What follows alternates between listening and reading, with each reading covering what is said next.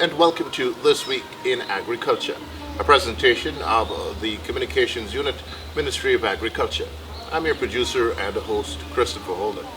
On this week's presentation, we bring you highlights of Agriculture Minister Zulfikar Mustafa's activities for this past week, and of course, bring you greetings for the season.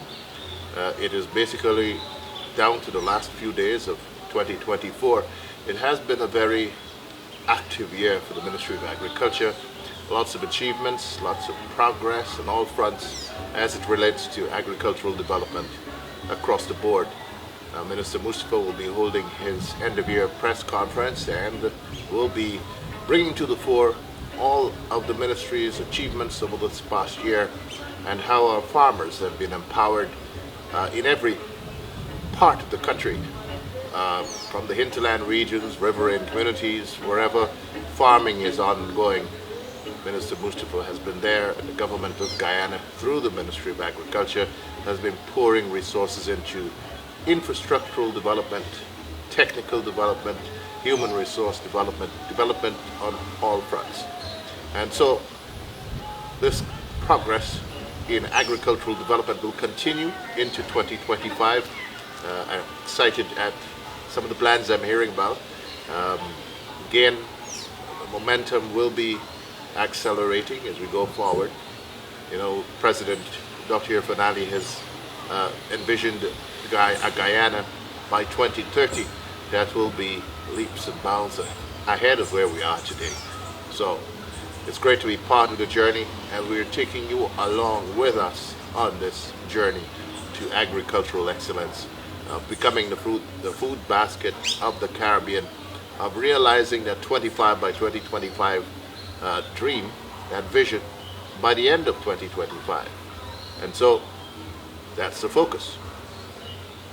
We will be back after these messages. Are you planning to bring your furry friends into Guyana? The Guyana Livestock Development Authority, GLDA, is there to help. To import cats and dogs, follow these steps. Request and complete the import permit application form. Submit health and vaccination records. GLDA will assess and grant the import permit considering various factors like the type and species of animal, disease status of the country, and vaccination status of the animal. Your permit will be prepared and available for collection within 3 working days. Remember, your pets must be inspected upon arrival to ensure they meet all health requirements. Import permits are valid for 3 months and are for single entry only. For more details, contact GLDA at 220-6557 or email glda1910@gmail.com. GLDA, ensuring the safe and healthy importation of your pets.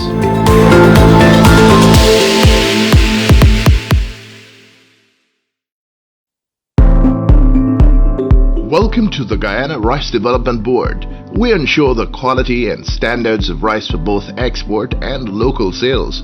Our quality control department is responsible for certifying paddy, rice, and rice byproducts for export and grading rice for local sales. We perform thorough inspections, sampling, grading, loading, and fumigation to ensure top quality. Training and licensing are also provided for individuals to grade paddy and rice. Before exporting, an exporter must submit a contract to the board for approval. The contract will be monitored for payment terms, quality, quantity, and necessary documents. Once approved, a shipping bill or C-72 form is requested and inspections are conducted at various stages, including drug enforcement and goods examination. For more details, contact our Quality Control Department at 220-4732, extension 225 or 226. GRDB, ensuring the highest standards in rice production. A message from the GRDB, Ministry of Agriculture.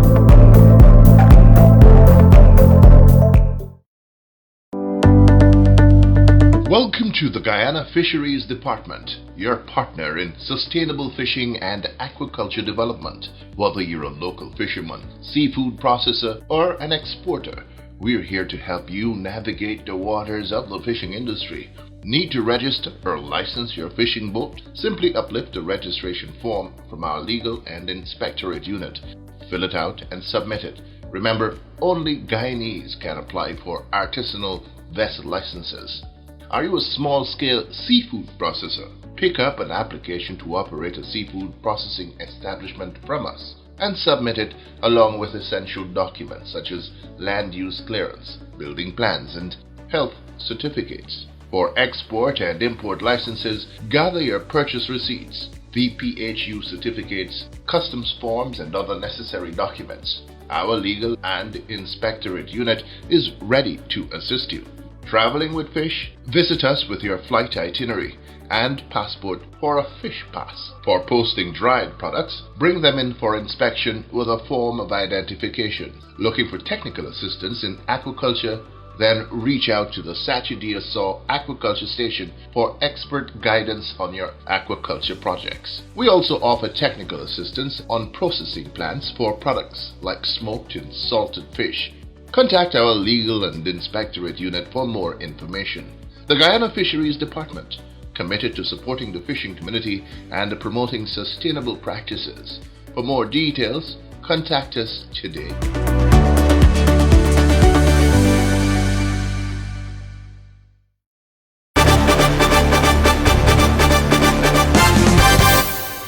We begin this week's edition with highlights of Agriculture Minister Zulfikar Mustafa's visit to the MetaBank wharf, which is currently benefiting from a major upgrade to facilities there. These upgrades include a new wharf for use by fishing boats for loading and unloading, a new shed under which vendors will ply their trade in comfort, improved drainage, and more. The visit by Minister Mustafa and officials of his ministry was to afford him a first-hand look at the progress being made on those upgrades. Early this year, the MetaBank wharf had benefited from the first phase of upgrades, which included better lighting, washroom facilities, and the establishment of a police outpost. During his visit to the wharf this week, the Agriculture Minister interacted with vendors and customers alike, sharing with them government's plans for the facility and the status of the ongoing works. Vendors were loud in their praise of government for the improvements to the popular MetaBank wharf, expressing satisfaction at the improvements already being enjoyed.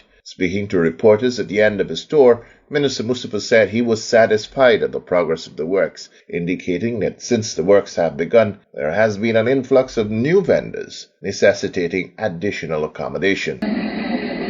These were works committed and promised by His Excellency the President. I am happy to note that we are here now, and over 80% of the work has been completed. This is at a cost of over $150 million. This morning, the fisher folks expressed their appreciation and satisfaction to the President, to the government. They say that for the first time for the longest while, they are seeing a lot of work being executed here. They are seeing that the entire aesthetic of this place is changing, and they welcome that. I'm hoping to do some additional work here, and by the end of January, or just before the end of January, we can commission this wharf. I can bring the President back again here. But this shows our commitment to the different stakeholders in the country, not only the MetaBank wharf, but right across the country, different areas, over 200 landing sites, fishing landing sites we have rehabilitated. We have put in new sheds, we have built washroom facilities, we have put in lighting facilities, we have made small wharfs. The major wharfs, places like Rosignol, the Edwards, here, and Upper Quarantine number 79, all those areas we are enhancing, and this here will bring much relief to the fisher folks in our country. You know that various categories or different stakeholders in the agriculture sector, we are working to improve their lot. And the fishing sector is one of the important sectors for us. We know a number of Guyanese are earning their living in this sector. That is why we are enhancing it. And the President himself has visited a number of these fishing sites and landing sites, and he has instructed that work being carried out and get these done. So I'm happy that the fishermen and the fisher folks are happy with the work that we are doing. I'm hoping in another 2-3 weeks we can complete the work here and commission it.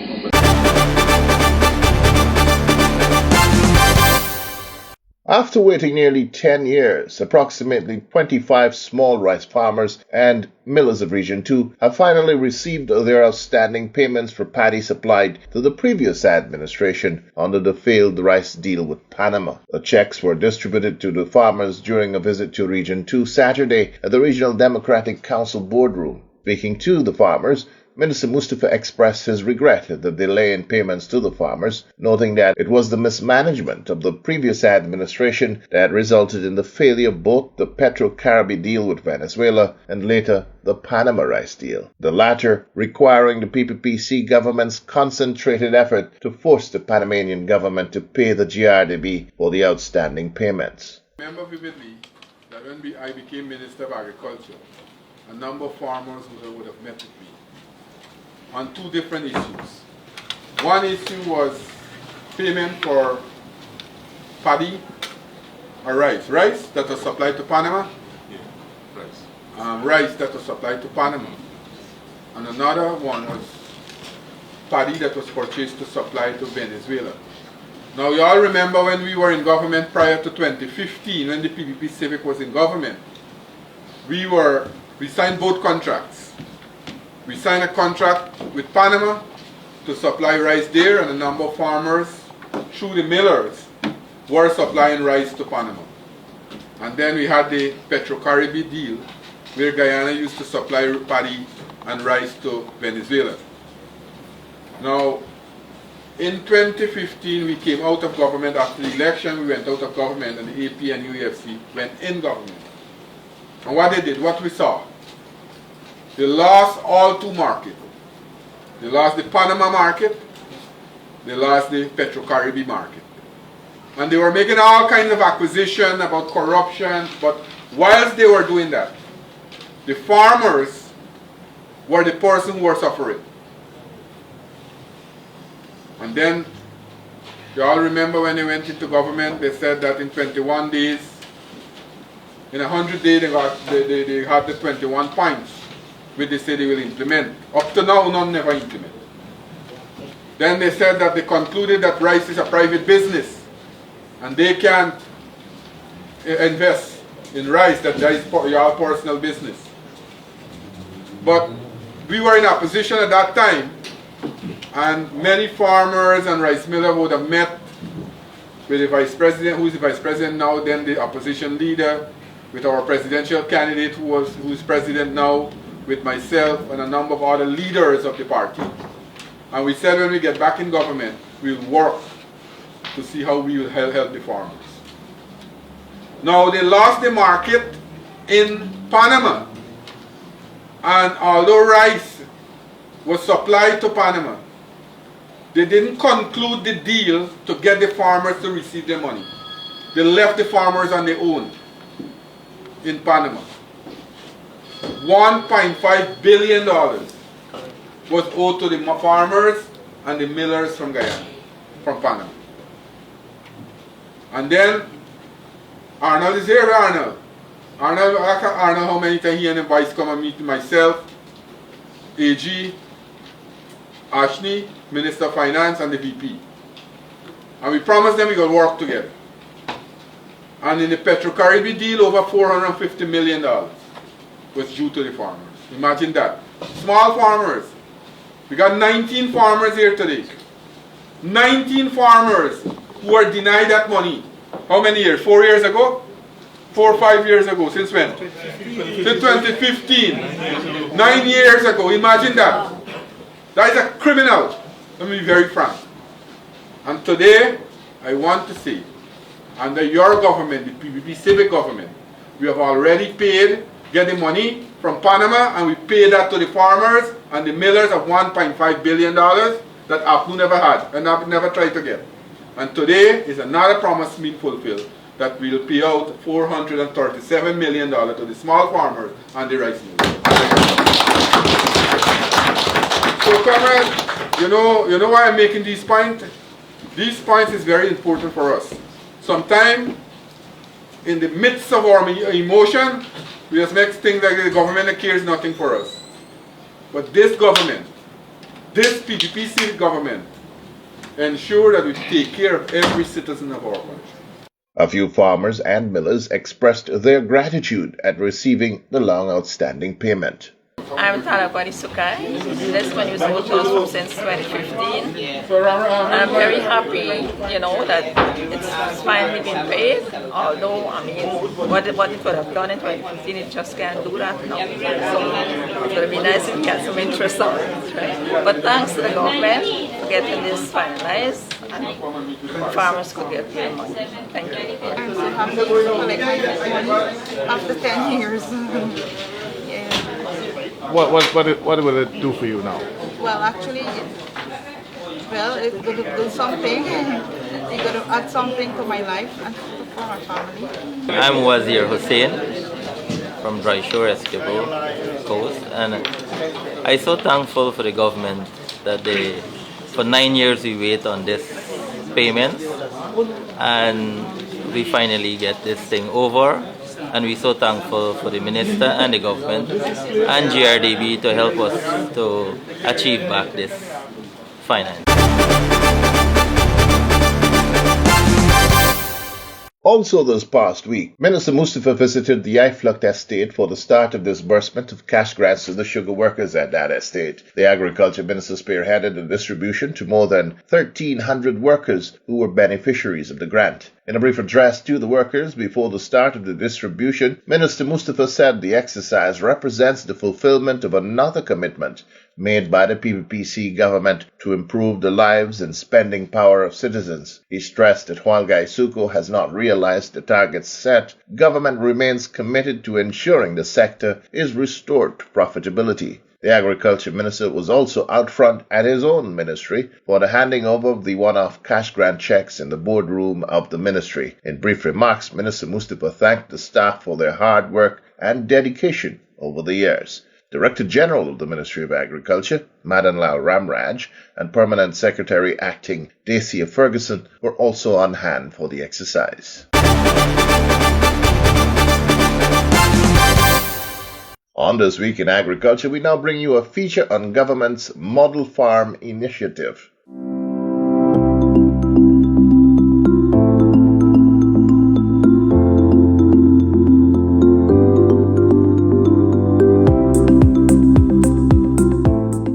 The PPPC government, through the Ministry of Agriculture, has been making substantial investments in the other crops sector, ensuring climate-smart agricultural technologies are effectively transferred to the farming community. A testament to these efforts is the creation of model farms across various farming districts. These farms combine crop and livestock production managed by the National Agricultural Research and Extension Institute, NARI. The model farms have small livestock structures and larger crop sections. It uses shaded and open field conditions, cultivating crops on lands ranging from a quarter acre to 1 acre, depending on the region. These farms promote agricultural development by facilitating technology adoption and sharing vital agricultural knowledge with farmers, school children, and the general public. Mr. Krishna Sulal is the regional coordinator for the Model Farm Initiative. Our main role and objective of the Model Farm is to promote and support agriculture development by facilitating the adoption of new technologies to farmers, school children, and the general public. How we do this is by setting up shade house to combat both adaptation and mitigation, to mitigate the effects of climate change. And we establish raised bed, as you can see, raised bed, very comfortable to work. And also we have raised bed on the ground also, at a lower level. So we establish specific crops such as celery, bell peppers, carrots. So at the model farm we grow exotic crops such as cauliflower, broccoli, dragon fruit. And you know the price for dragon fruit and cauliflower and broccoli. Dragon fruit would go as much as 6 to 1,000 per pound. The broccoli and cauliflower 6 to 1,200 per pound. And here farmers actually observe and they see the size of the fruit and the frequency of the harvesting, and which they are impressed, and we are hoping for them to expand and start dragon fruit, cauliflower, broccoli production. These farms promote agricultural development by facilitating technology adoption and sharing vital agricultural knowledge with farmers, school children, and the general public. What we do is that we involve in several training sessions with farmers, and we also showcase Farmers Field School where farmers have an opportunity to observe both from land preparation right down to harvesting. And we target specific disease, for example in celery, the surface spore leaf spot and the damping off, which was a major problem for farmers. And here farmers had an opportunity to come and observe and witness some of our agronomic practices, which they adopt. And we have evidence to show that some farmers have some real good crops at present. We also target some special varieties, for example the Scotch bonnet and the Moruga hot pepper, and these crops are very in large demand. And we also have the seasoning pepper. So here farmers also, it's a new crop, so farmers would come and observe and see how they bear, the size of the fruit. And we are hoping to have farmers to grow some more Scotch bonnet and blue star pepper. Training sessions have covered mulching, composting, pest management, and cultivating high-value crops like broccoli, cauliflower, and blue star peppers. Over 700 farmers and 500 school children have benefited. The model farm showcases smart farming setups including shade houses with UV plastic, semi-shade houses with black nets, and open fields. Farmers observe growth differences in various conditions, enabling them to adopt best practices. Another innovation that is gaining traction is the vermicomposting, that is, utilizing earthworms to break down cow and chicken mold into vermicompost. Mr. Silal explains. So here is our vermicomposting section, where we utilize cow pen manure from the livestock section of the farm, and we incorporate it in this box here. You could even use it on half barrels or on the ground, fully enclosed. So the process is very simple. Here in this size of the box, we use 10 bags of cow pen manure, and we put in about 4 pounds of vermicomposting worms, and we just apply water on it daily, and these worms would act and they would break down this through their regurgitation process, and after 4 months these fully decomposed, ready to use on the farm. And we have another bin where we would restock with pen manure, and we also incorporate some sheep and goat dung on it, and this is enough for use to have a very rich vermicompost. Mr. Anthony Sinarine is a farmer and also a 10-day worker at the Region 5 model farm. He says he has cultivated the Blue Star sweet pepper on his farm and applied the knowledge he acquired working on the model farm. As you can see, these are the Blue Star peppers which I saw on the model farm there, and I decided to apply this on my garden, and it was successful. I had some advice from Mr. Silal, which I tried, and it was very successful planting these. Well, one of these plants here, I estimate one of these plants is like 20 pounds maximum picking, 2 months from small. It takes like 2 months before harvesting time. The marketing price is 300 a pound. If you sell it on the market, you will gain like a 500 or 600 a pound. And you can see you can gain gain a little money. So far, model farms have been established in regions 2, 5, 6, and 10. Each farm adapts to the region's unique soil type. In Region 10, soil was engineered with riverbed sand, topsoil, and chicken manure, producing thriving crops like chives. In Region 2, they're growing peppers and broccoli with excellent results. The impact of these model farms has been remarkable. Local and international stakeholders, including Florida University representatives, have recognized these efforts. Through strategic investments, training, and innovation, the PPPC government is empowering Guyana's farmers for a sustainable agricultural future. A message from the Ministry of Agriculture, and the Government of Guyana.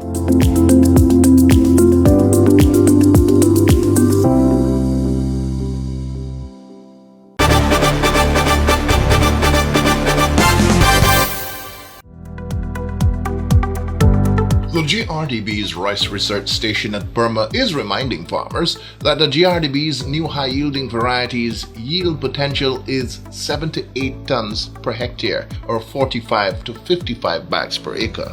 However, because the variety is a heavy feeder and its panicles produce up to 250 grains or more, there is constant need for adequate nutrition at every stage of the growing cycle. It is important to note that together with adequate nutrition for the plants, there is vital need to reduce competition for those vital nutrients through the eradication of competing weeds, especially red rice. The recommended approach to weed management is an integrated one that begins at land preparation. Once proper weed management is realized, farmers should fertilize as follows.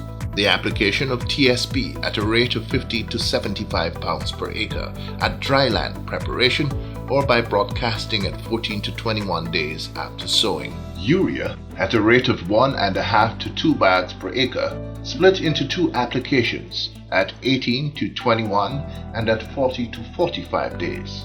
A third dose at 60 days after sowing is optional. MOP at a rate of 50 to 75 pounds per acre in 2 equal splits at land preparation or broadcasted at 14 to 21 days and then at 40 to 42 days. Boron. Apply half pint per acre in 2 equal splits. That's a quarter pint at 21 to 25 days and a quarter pint per acre at 45 to 50 days after sowing.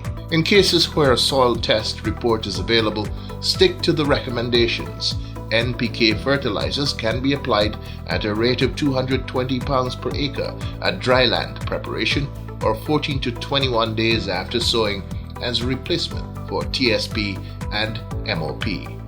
A message from the GRDB Ministry of Agriculture.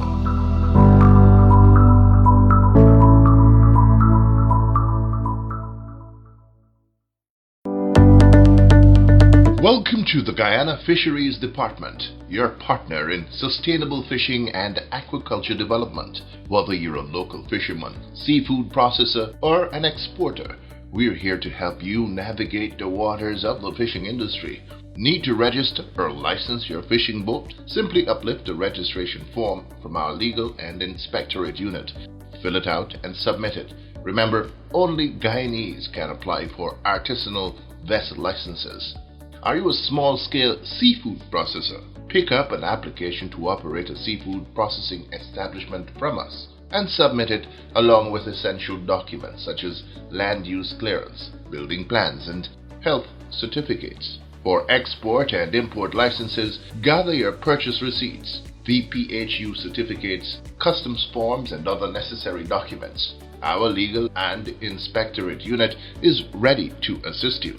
Traveling with fish? Visit us with your flight itinerary and passport for a fish pass. For posting dried products, bring them in for inspection with a form of identification. Looking for technical assistance in aquaculture? Then reach out to the Sachi-Dia-Saw Aquaculture Station for expert guidance on your aquaculture projects. We also offer technical assistance on processing plants for products like smoked and salted fish. Contact our legal and inspectorate unit for more information. The Guyana Fisheries Department, committed to supporting the fishing community and promoting sustainable practices.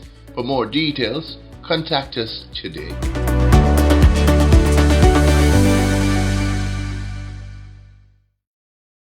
Well, that's all the time we have on this week's edition of This Week in Agriculture, a presentation of the Communications Unit, Ministry of Agriculture. I'm your producer and host, Christopher Holden. Until next time then, I want to wish you all the best as you celebrate the arrival of the new year. Do so responsibly, don't drink and drive, and remember, don't fight and kill each other. Until next time then, be good to yourselves and to each other.